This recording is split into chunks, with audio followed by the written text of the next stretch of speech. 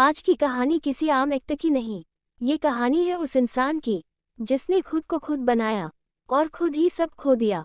साल 1908, महाराष्ट्र की एक छोटी सी जगह, जहां न सपनों की आज़ादी थी और न हालात की मेहरबानी। उनका असली नाम था भगवान आभाजी पाटिल। घर गरीब था, जेब में पैसा नहीं, और नाम तो किसी को पता भी नहीं था। पढ़ाई नाम की बस एक औपचारिकता थी, क्योंकि बचपन से ही जिम्मेदारियां किताबों से भारी थीं। लेकिन जिस चीज की कमी नहीं थी, वो था खुद पर भरोसा और कुछ कर दिखाने की जिद। बिना पैसे, बिना पहचान, भगवान दादा बॉम्बे पहुंचे। न रहने की जगह, न खाने का भरोसा, बस आंखों में सपने थे। स्टूडियो के बाहर घंटों खड़े रहते थे, अंदर सितारे आते जाते थे, और बाहर एक गरीब लड़का खड़ा रहता था। छोटे मोटे काम मिले, कभी लाइट उठाए, कभी सेट समेटा, कभी चाय पहुंचाई, लेकिन वही दौर था जहां जिंदगी ने उन्हें सिखाया। उस दौर में स्टूडियो के बाहर खड़ा होना सबसे बड़ी यूनिवर्सिटी थी, क्योंकि वहीं उन्होंने सिनेमा देखा, सपने सीखे और खुद को बनाया। शुरुआत में भगवान दादा को बड़े रोल नहीं मिले, कभी एक्स्ट्रा बने, कभी स्टंटमैन, तो कभी छोटे छोटे रोल कैमरे के सामने आते थे, लेकिन नाम कहीं नहीं होता था। पर एक बात साफ थी, कैमरे के सामने नाम नहीं मिलता था, लेकिन सपना जिंदा रहता था, और यही सपना उन्हें दूसरों से अलग बनाता था। भगवान दादा ने किसी का इंतजार नहीं किया, उन्होंने अपनी खुद की कंपनी बनाई, किसी पर निर्भर नहीं रहे, न ही किसी के सहारे बैठे। जोखिम बहुत बड़ा था, अगर फिल्म चली तो सब उनका, और अगर डूबी तो सब कुछ खत्म। लेकिन भगवान दादा वो इंसान थे जो नौकरी नहीं, अपनी किस्मत बनाना चाहते थे। भगवान दादा सबसे अलग थे, उनका डांस अलग था, कपड़े अलग थे, और बॉडी लैंग्वेज पूरी इंडस्ट्री से अलग। जब वो पर्दे पर आए, लोग पहले हंसे, किसी ने कहा ये क्या है, लेकिन भगवान दादा रुके नहीं, क्योंकि उन्हें पता था आज की हंसी कल तालियों में बदलेगी। और वही हुआ। एक फिल्म आई और वो बनी सबसे बड़ी हिट। लोगों ने उन्हें सिर पर बैठा लिया, यहाँ तक कि राज कपूर जैसे बड़े नाम भी कुछ वक्त के लिए पीछे रह गए। भगवान दादा सिर्फ एक्टर नहीं रहे, वो स्टाइल आइकन बन गए। और सोचिए, एक झोपड़ी में रहने वाला आदमी पूरे देश का हीरो बन गया। एक वक्त ऐसा भी आया जब भगवान दादा ने करोड़ों कमाए। जिस इंसान ने भूख देखी थी, उसके हाथ में अचानक बहुत सारा पैसा आ गया। और जब पैसा इतनी तेजी से आता है तो इंसान रुककर सोच नहीं पाता। भगवान दादा ने खुलकर खर्च किया, आज है तो कल भी होगा, यही भरोसा सबसे बड़ा धोखा बन गया।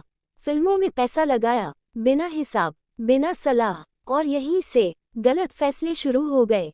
क्योंकि सच यही है, जब पैसा अचानक आता है तो समझ सबसे पहले जाती है। और भगवान दादा भी इसी सच्चाई का सबसे बड़ा उदाहरण बन गए।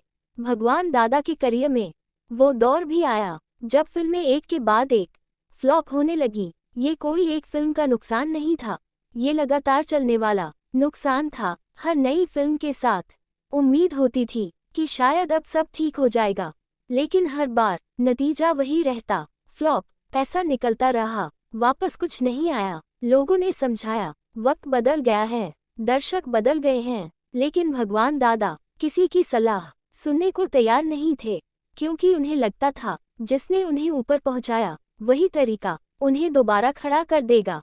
लेकिन सिनेमा यादों से नहीं चलता, समय से चलता है। धीरे धीरे नुकसान इतना बढ़ गया कि हालात हाथ से निकलने लगे, और जैसे जैसे पैसा कम होता गया, लोग भी कम होते गए। जो दोस्त कभी हर शाम साथ होते थे, वो अब फोन उठाना भी बंद कर चुके थे।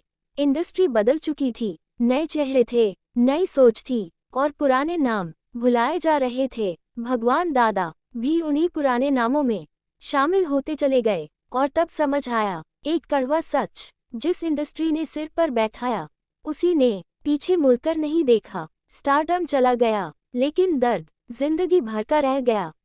1950 के दशक के आखिर तक उनकी हालत बिगड़ने लगी थी।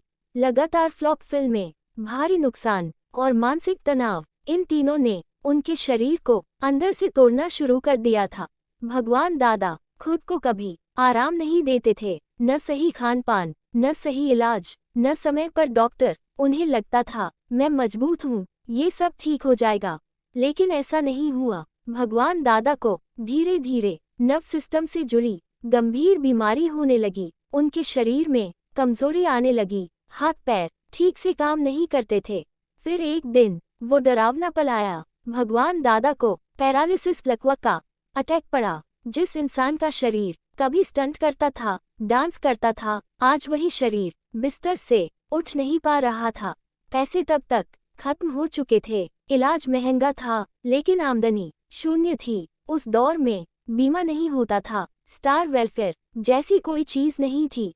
और सबसे बड़ी बात, भगवान दादा मदद मांगने वाले इंसान कभी नहीं रहे। उन्होंने किसी से हाथ फैलाने से बेहतर चुप रहना चुना। पैरालिसिस के बाद भगवान दादा पूरी तरह टूट चुके थे।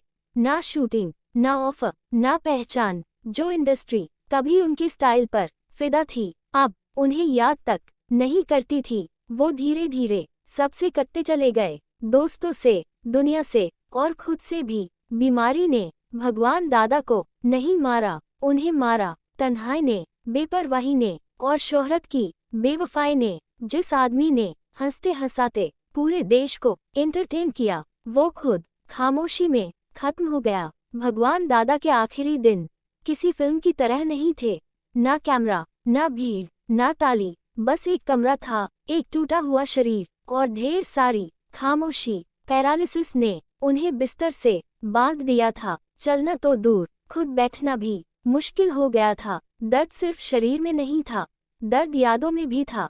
वो यादें जब वही हाथ तालियों से गूंजता था और वही नाम पोस्ट पर चमकता था। कुछ पुराने चाहने वालों ने आखिरी वक्त में मदद की कोशिश की। इलाज शुरू हुआ, लेकिन बहुत देर हो चुकी थी।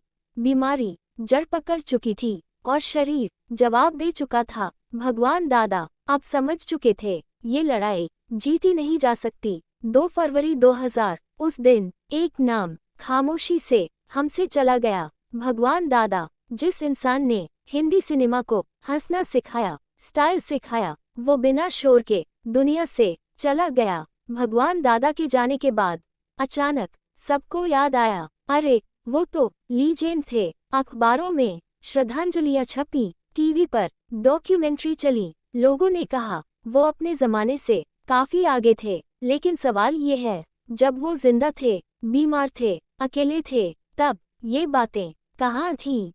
उनके जाने के बाद उन्हें फिल्म इतिहास में महत्व दिया गया। उनके डांस, उनका स्टाइल आज भी स्टडी किया जाता है। लेकिन ये सम्मान तब आता जब उन्हें सबसे ज्यादा जरूरत थी। तो शायद कहानी कुछ और होती। भगवान दादा की कहानी सिर्फ एक कलाकार की नहीं, ये कहानी है शोहरत की, बेवफाई की। आज जो ऊपर है, कल नीचे हो सकता है, और जो नीचे है उसे याद रखना हम सबकी जिम्मेदारी है। अगर भगवान दादा की ये कहानी आपके दिल को छू गई हो, तो इस वीडियो को लाइक जरूर कीजिए, ताकि ये कहानी और लोगों तक पहुंचे।